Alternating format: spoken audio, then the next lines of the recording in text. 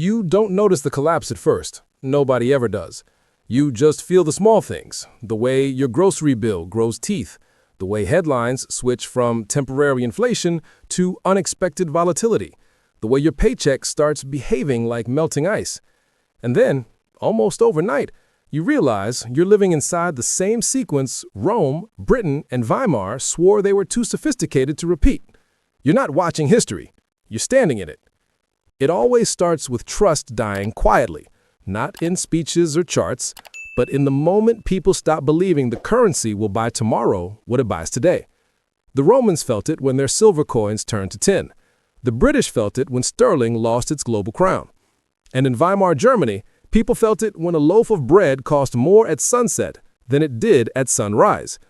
You feel it when you open your banking app and your balance feels smaller even though the numbers haven't changed. Then comes the trigger, the one governments never admit until it's too late. Sometimes it's debt spiraling faster than tax revenue.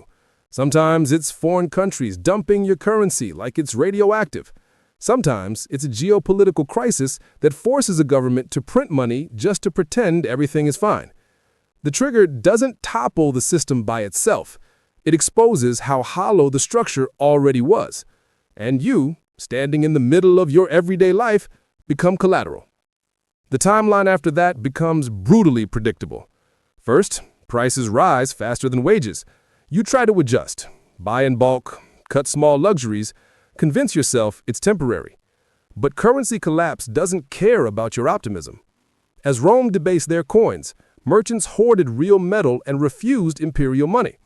As Britain lost its empire, entire industries vanished with it. As Weimar unraveled, people burned banknotes for heat because fire respected them more than markets. You begin to understand the survival rule. People don't flee a collapsing currency because they're dramatic. They flee because staying still is financial suicide. That's when the psychological collapse begins. You start measuring value in anything other than dollars. Real goods, skills, favors, network capital, the things that actually survive turbulence. Most people fail here. They cling to the idea the official system will save them. But survivors learn fast. Your ability to adapt matters more than your savings account.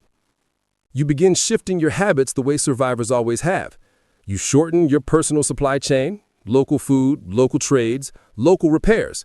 You prioritize assets that don't vanish when a currency does.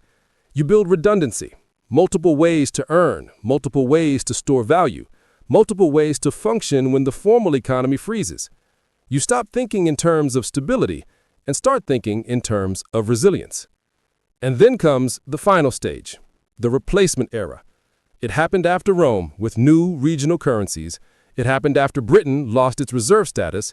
It happened after Weimar with the Rentenmark stabilizing the ruins. It always feels like the world is ending, but it isn't. It's reorganizing. The real danger isn't the currency collapse. It's being unprepared while the rules get rewritten around you. You survive not by predicting the moment the dollar falls, but by understanding the script every empire has followed before.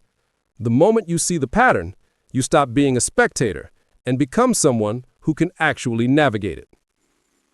If you found this video insightful, don't forget to like, share, and subscribe to the channel, and share it with someone curious about how money, power, and history always seem to move in cycles. Funny how empires always think they're the exception. But cycles don't care about beliefs. They care about math. Learn the pattern, and you learn how to outlive it.